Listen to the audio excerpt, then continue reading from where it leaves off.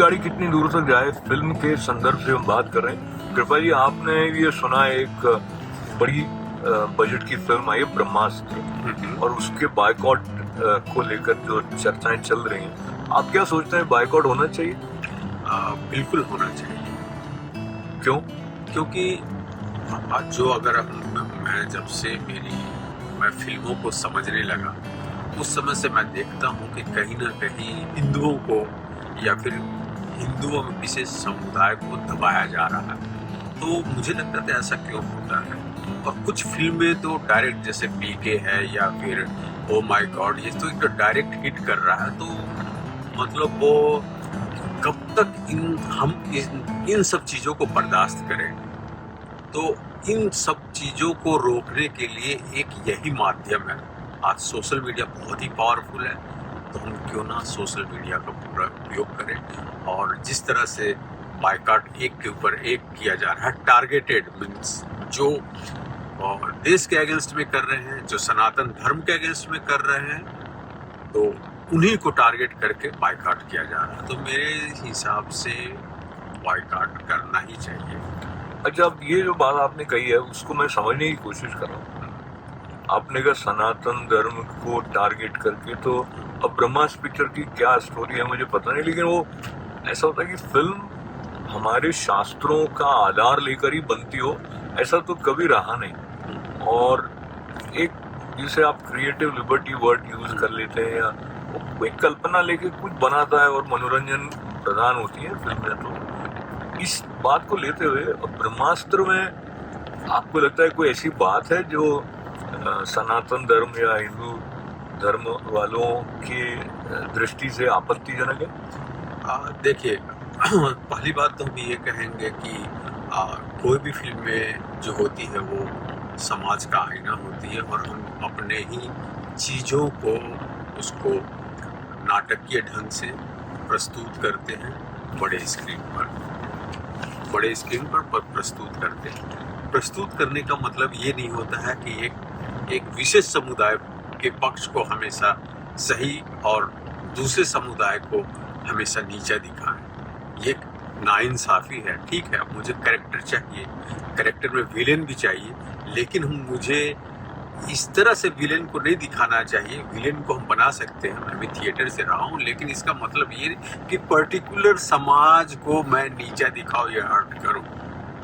ये बात आपकी मैंने समझी, और लेकिन मैं पूछ ये रहा था कि ब्रह्मास्त्र, अभी ब्रह्मास्त्र की जब बात करें तो एक्चुअल में ये फिल्म जो है सूफी लोगों को, जो एक बात है सूफी, जो हम तथाकथित कहते हैं कि स्पिरिचुअल, मुस्लिम वर्ड में या फारसी वर्ड में हम कहें कि सूफी एक स्पिरिचुअल बात है, लेकिन ये स्पिरिचुअल वो तथाकथित है और उसको बेस करके फिल्म को बनाया गया।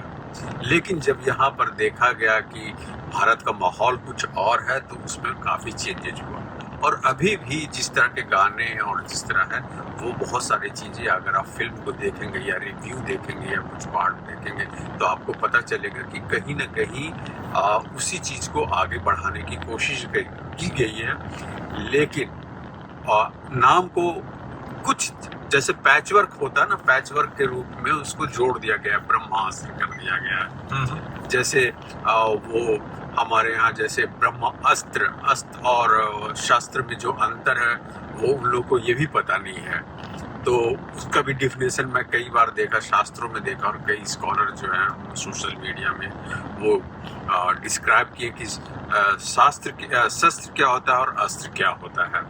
तो ये लोग जो है कि जब देखे कि सोशल मीडिया में इस तरह का बायकॉट हो रहा, तो क्यों नहीं हम हिंदू इमोशन को हम थोड़ा इनकैश करा और उसके बाद नाम चेंज करके थोड़ा जो कहते हैं ना कि ऊपर से टचअप किया जाता है। देखिए, अब इसमें कुछ बातें आपने कुछ सुनी होंगी, कुछ पढ़ी होंगी, बिल्कुल, पर इन सब बातों के साथ जो बातें आप कह रहे हैं, तो एक खास तरह का मन आपका बन गया है। ऐसा आप अकेले नहीं होंगे, औरों का भी होगा। मैं संतुलित रूप से इस बात को समझने की दृष्टि से, आपने भी देखा होगा, ये जो बायकॉट है उसके पीछे कुछ ऐसे वक्तव्य हैं जिसमें वो गौ मांस खाने के बारे में अपने विचार व्यक्त कर रहा है रणबीर कपूर, या ये जो आलिया भट्ट इस फिल्म में हीरोइन भी है, इनकी पत्नी भी है, उनके पिताजी ने कुछ बातें कही और वो महेश भट्ट नहीं होके असलम भट्ट हैं, इस प्रकार की बातें भी आई। तो लेकिन ये सारी बातें और एक फिल्म का जो कि एक सेलिब्रेशन जैसा होता था, भाई अच्छी पिक्चर है, देखते हैं, मजे करते हैं वगैरह। तो मैंने कुछ रिव्यूज देखे हैं, कुछ दर्शक उसकी तारीफ भी कर रहे हैं, ऐसा नहीं है कि लोगों को फिल्म पसंद नहीं आती, लेकिन कई लोग ये भी कह रहे हैं कि ये पिक्चर बहुत फ्लॉप है। तो पिक्चर चलने या नहीं चलने का बॉयकॉट करने के ट्रेंड के अलावा उसकी एक जो क्वालिटी है टू डिलीवर एंटरटेनमेंट या लोगों को कैरेक्टर्स के थ्रू बांधने की ताकत है, और जो इसमें यूएफएक्स इफेक्ट्स वगैरह हैं वो सारे पहलू भी काम आएंगे। और हो सकता है फिल्म फ्लॉप उस कारण भी हो जाए, भाई लोगों को पसंद नहीं आ रही है।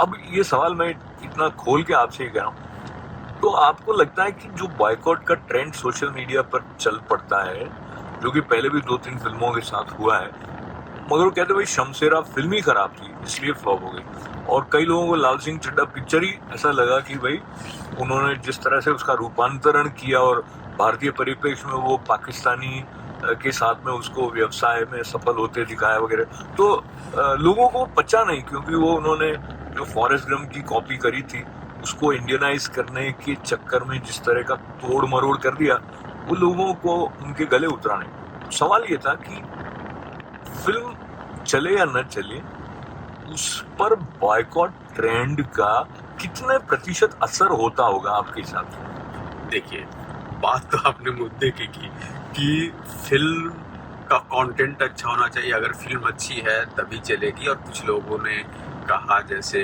राकेश रोशन ने कहा कि फिल्म अगर अच्छी हो तो फिल्म चलेगी। हालांकि ये लाइन जो था उनका ब्रह्मास्त्र को बचाने के लिए था कि फिल्म अच्छी होगी तो चलेगी ही, और बायकॉट ट्रेंड को जो है ना वो थोड़ा साइड ट्रेंड, मतलब उसका कोई प्रभाव नहीं है। इसको वो इस्टेब्लिश करना चाह रहे थे कि फिल्म अच्छी है तो चलेगी, बायकॉट से कुछ फर्क नहीं पड़ता है। लेकिन ये दोनों फैक्टर एक साथ काम कर रहे हैं। एक साथ तो हमारा बायकॉट ट्रेंड है जिसको और हम लोग को मतलब जो सोशल मीडिया वालों को और प्रोत्साहन मिल रहा है कि मैंने तो बायकॉट करके फिल्म को फ्लॉप कर दिया। घर बैठे खुश हो रहा है कि बिल्कुल कारण फ्लॉप हाँ, लेकिन हो रही कि नहीं पता नहीं, लेकिन साथ साथ ये भी है कि जो भी फिल्मों को देखा जाए कंटेंट सबका बकवास है। तो सिर्फ पैकेजिंग से हम किसी चीज को हम नहीं बेच सकते। चीजें कंटेंट वाइज होना चाहिए जो आपकी आत्मा को छू ले।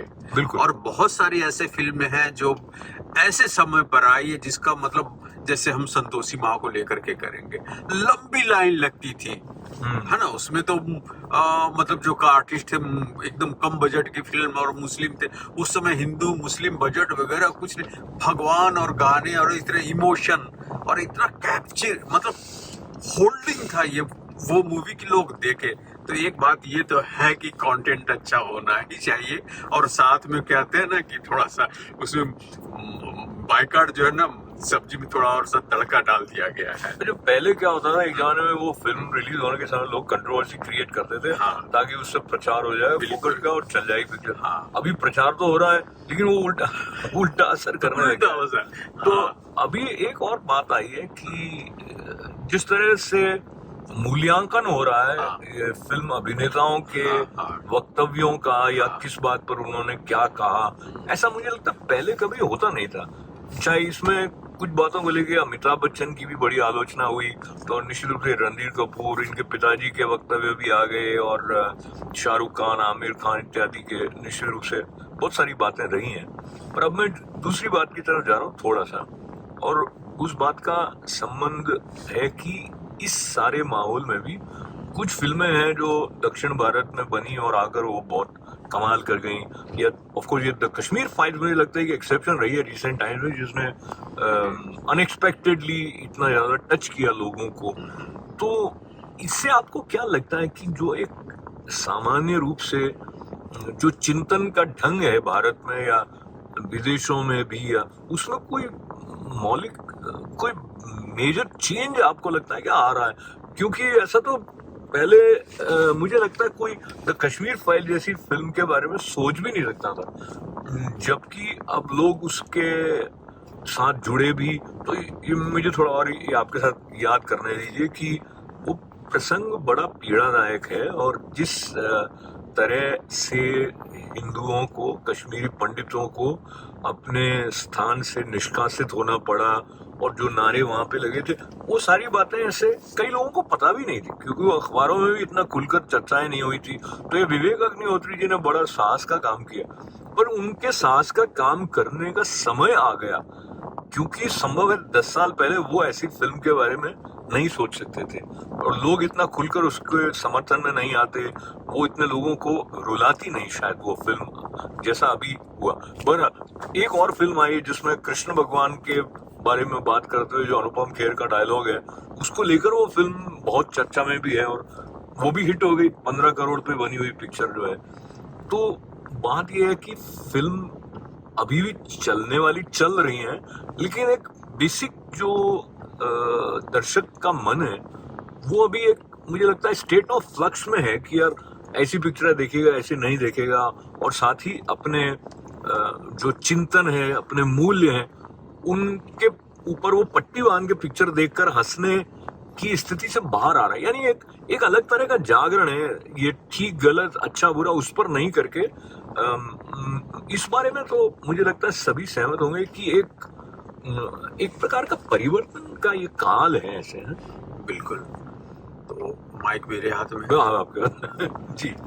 ऐसा है कि एक होता है कि करिस्मेटिक पर्सनालिटी होता है जो खुद से मतलब ज्ञान अर्जित करके और अपने अंदर की ऊर्जा को योग, मेडिटेशन और ज्ञान से अपने आप को वो करिस्मेटिक पर्सनालिटी बना देता है। और एक होता है कि करिस्मेटिक होता है कि हम पैसा बहुत खर्च किए अपना मेकअप, प्लास्टिक सर्जरी और सोशल मीडिया और पीआर रख के करते हैं।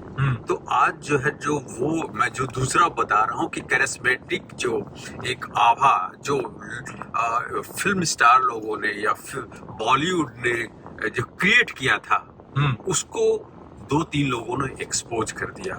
और मैं गुजरात के एक पीएचडी जो कर रहे थे जिन्होंने थीसिस लिखा इस सब्जेक्ट के ऊपर, पहला तो उनका मैं नाम नहीं याद है, तो पहला उन्होंने आँख खोला, और उस समय जब तक सोशल मीडिया में वो बता रहे हैं कि कैसे टारगेट किया जा रहा है, हमारा पैसा कैसे बाहर जा रहा है, पूरा वो एक्सपोज किया। और साथ में उसके साथ ही क्या हुआ कि वो एक एक्टर जो है जिनका मार दिया गया है या सुशांत सिंह राजपूत का, वो भी काम कर गया। वो इमोशन, वो जो थ्योरी उन्होंने बताया, उसमें ये जो घटना हुई एकदम हूबहू वैसे ही मैच कर गया।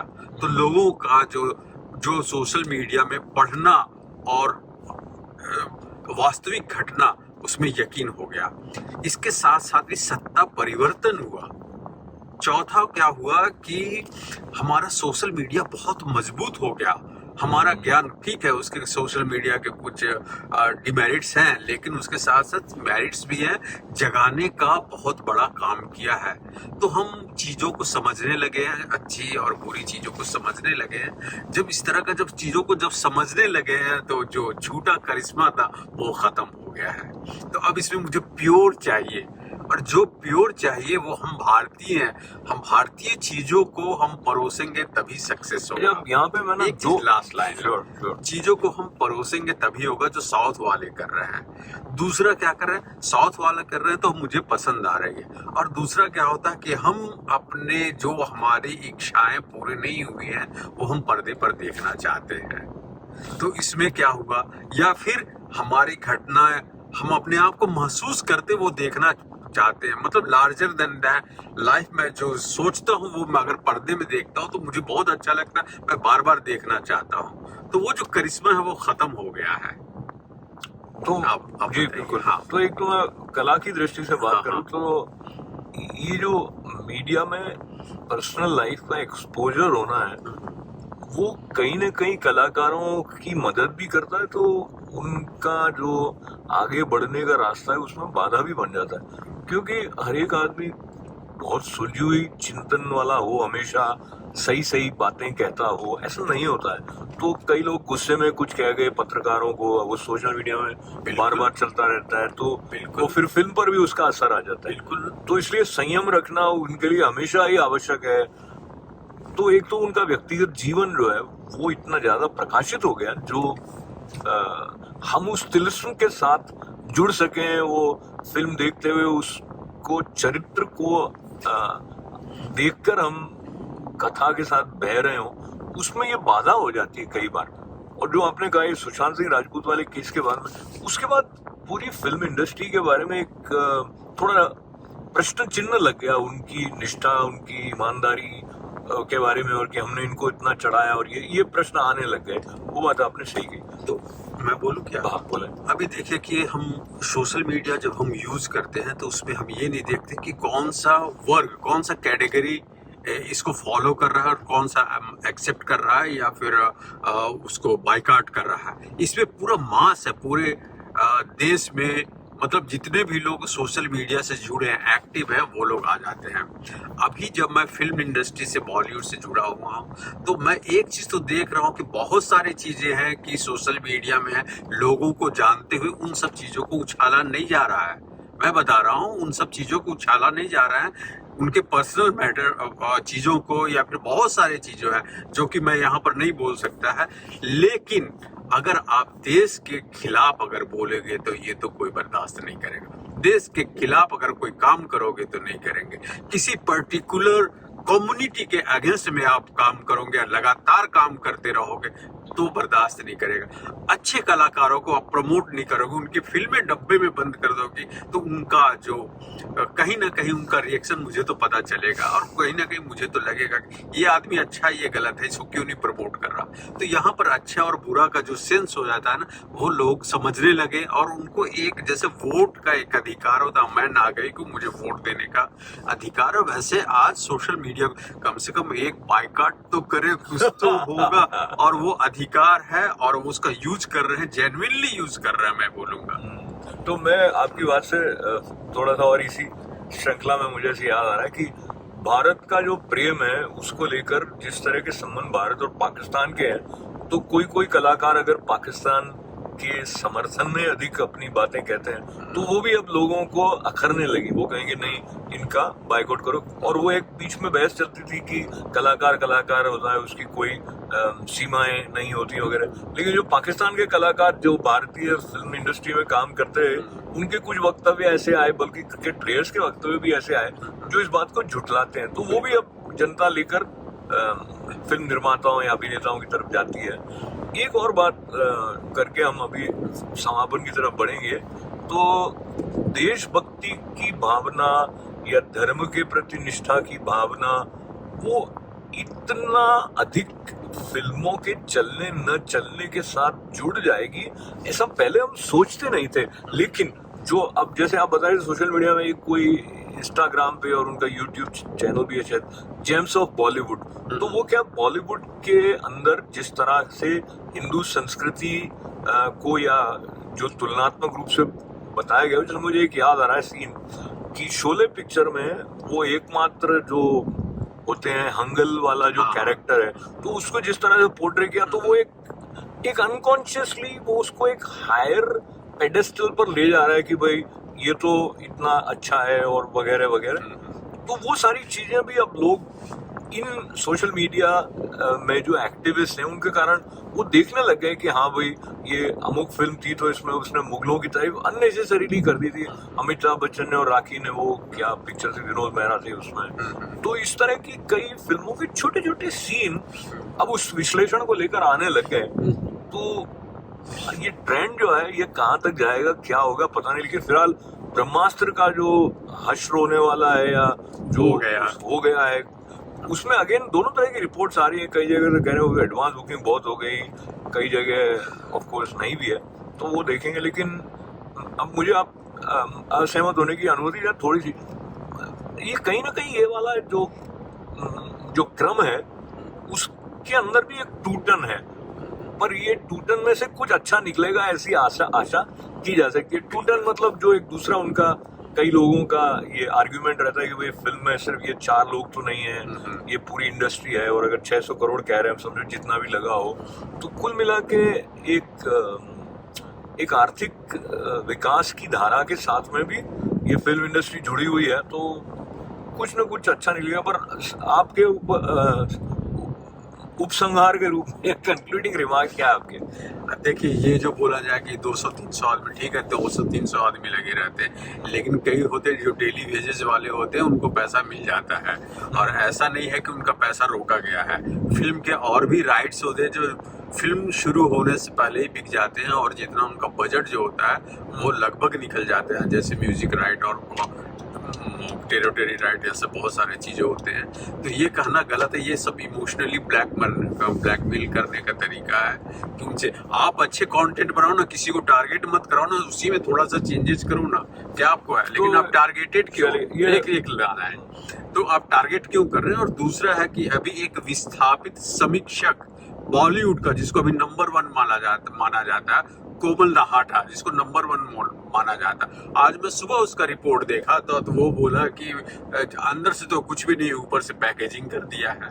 वो इंग्लिश में लिखा था, किसी कुछ मुहावरा को ऐड करके था। तो इससे क्या बोला, अगर वो आदमी अगर वो बॉलीवुड में रह करके मतलब समुंदर में रह के मगरमच्छ से बैर ले रहा है, अगर वो बोल सकता है तो वो झूठ थोड़ी बोलेगा। उसको कितना ऑफर किया होगा आपको तो पता है, लेकिन सच बोला। चलिए, तो समापन में ये हुआ कि एक तो फिल्म अपनी गुणवत्ता के आधार पर चलने जो क्वालिटी कैसी है, वो क्या डिलीवर कर रही है, वो हो तो फिर बॉयकॉट वगैरह वाला प्रश्न नहीं आता है। लेकिन ये बॉयकॉट वाला एक पैरेलल ट्रैक जो चल पड़ा है, वो भी अब फिल्म बनाने वालों को आने वाले समय में ध्यान रखना पड़ेगा, जिसमें कई लोगों को बहुत तकलीफ होगी, क्योंकि उनको लगेगा उनकी जो एक क्रिएटिव फ्रीडम है, वो एरिया जो है, वो स्पेस श्रिंक हो गई। पर इसके साथ साथ ये भी है कि वो इस बारे में सजग रहेंगे कि किसी को जानबूझकर आहत करने वाली बात को लेके वो कथानक या चरित्र पात्र नहीं बनाएं, और पात्रों को अगर किसी को रूपांतरण भी कर रहे हैं तो एक खास तरह का नैरेटिव सेट करने के लिए उनको चेंज नहीं करें। तो ये सारी आएंगी बातें। तो कृपा जी, आपके साथ ये यात्रा करते हुए जो चर्चा रही है, ये आगे कहाँ तक जाएगी, इसका बायकॉट होगा या कोई इसको देखेगा, वो आने वाला समय बताएगा। और ये हाथ यहाँ पर मिला लेते हैं, आपसे धन्यवाद करते हैं। आपने देखा तो आपका धन्यवाद है, नहीं देखा तो कैसे करेंगे, है ना।